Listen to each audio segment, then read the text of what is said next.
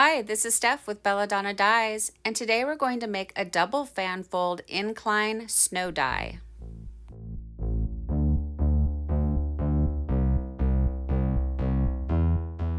So for this project, you want to center your shirt by using the sleeve inside the other sleeve technique.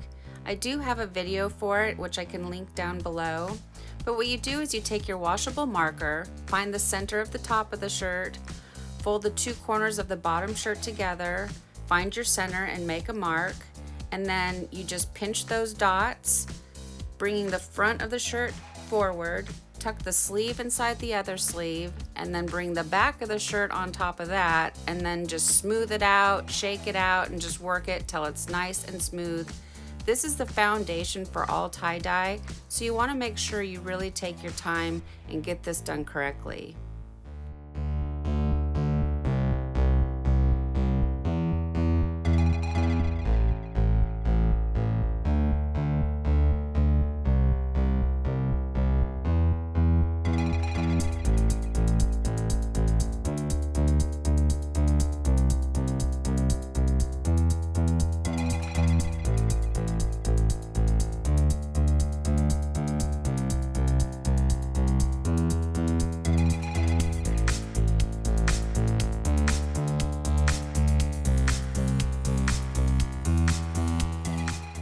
Next, with a washable marker and a piece of kite string, mark out your pattern, wherever you'd like it to be.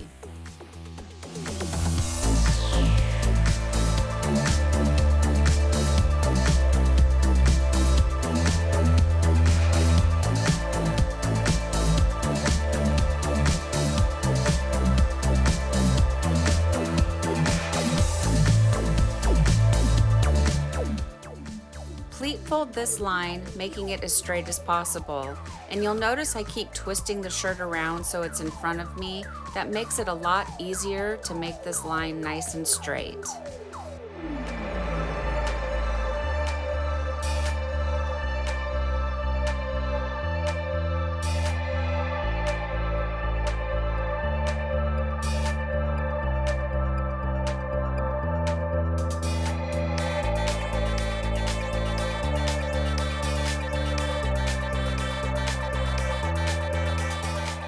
Secure your folds by using rubber bands or kite string, whichever you prefer.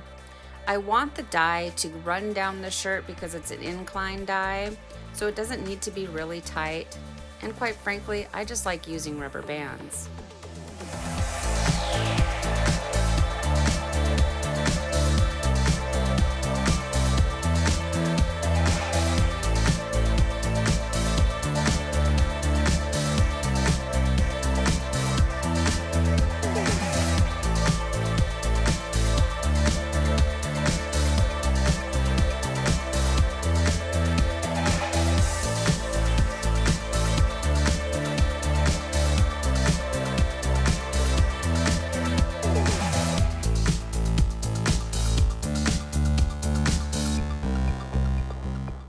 Continue working on your pleats, and as you get down towards the back of the shirt, there's a lot of extra fabric.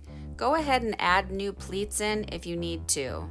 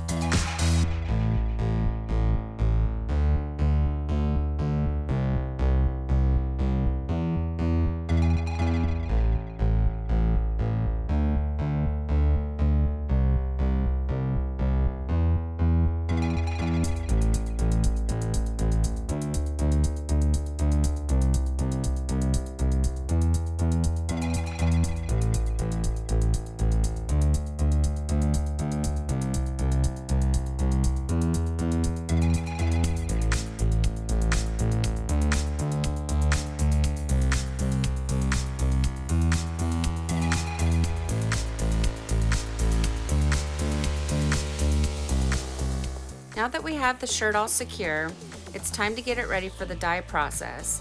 And I'm going to make a foil boat out of this tin foil. I really like to use the stuff from Costco. It's super heavy duty and thick. And I'm just going to create a barrier that's going to hold the snow in.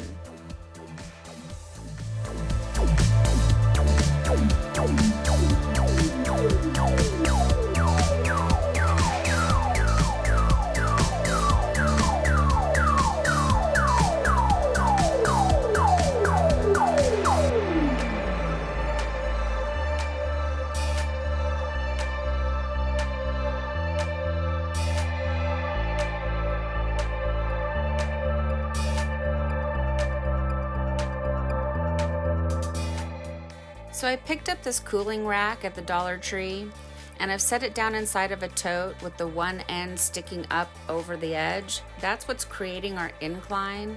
The wrench is only there just to keep it in place so it doesn't slide down into the tote once I add the snow.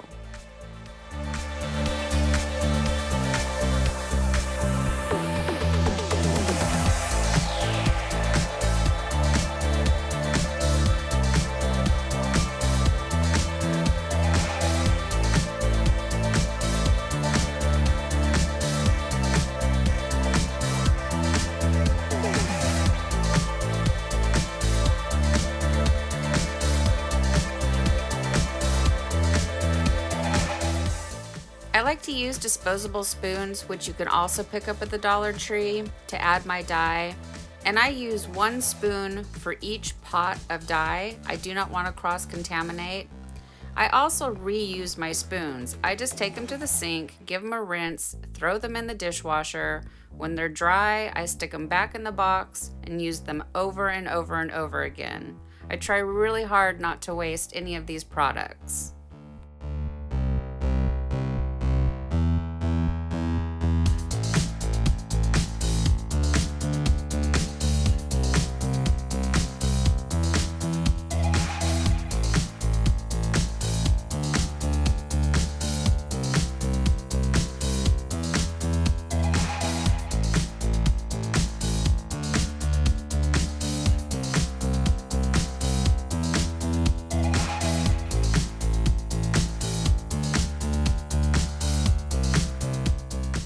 So you may be noticing that I'm leaving a white space in between each of the colors.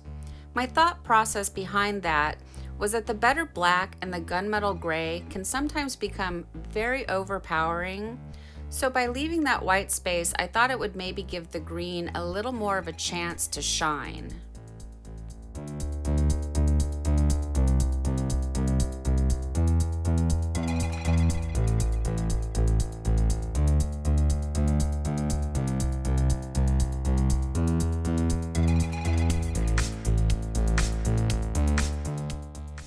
Just a quick little sprinkle of soda ash.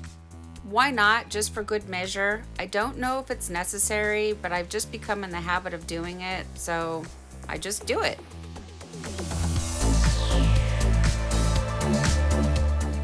So I love doing ice dyes. Just so happens we've got some snow. So I took my bowl, went out and collected some.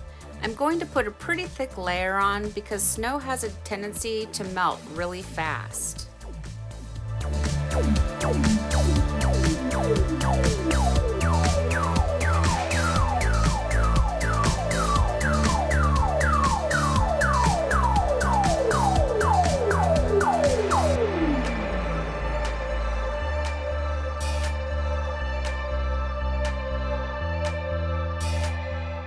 Once you get all your snow packed on there, set it aside. And when the snow is all melted, that's when you start your processing time, and you want it to sit for at least 24 hours. So it's been about 48 hours. I typically do all of my dyes for 48 hours. It's just my personal preference. So it's time for the rinse out. And as always, start by using cold water and gradually increase the water up to hot. From here, it's going to go into the washing machine on a hot water cycle. And then I do another hot water cycle using textile detergent. And then I do a third hot water cycle using Mill Soft to bring softness back into the shirt. Then I put it in the dryer and we come back and we see our results.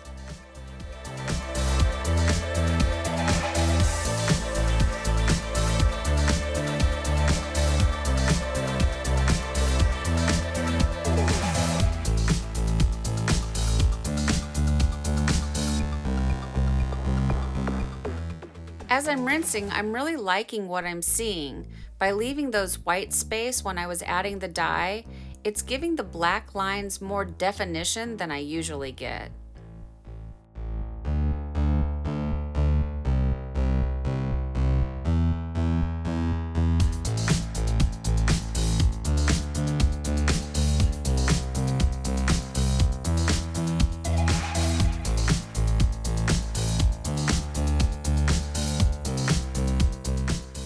Well, here it is, guys. Here's our shirt. And it's really pretty. That forest green looks so nice against the black and the gunmetal gray. I'm really pleased with it. Now let me tell you something that happened. When I came back in the morning to check on the shirt, all of the muck that was in the tinfoil boat had ran out. It wasn't secure enough. I need to find a better way to create a moat. But overall, it turned out really great. The back side is much lighter than the front side. I did not flip it over and add more dye because the snow was already starting to melt, and I just figured I'm gonna run with it and see what happens. Had the muck stayed in the tinfoil, we would have had a much different outcome. What do you guys think about this shirt? Go ahead and leave me some comments down below. Thank you so much for watching. Please don't forget to subscribe, give a thumbs up, and click the bell for future notifications. And remember, have fun tie-dyeing.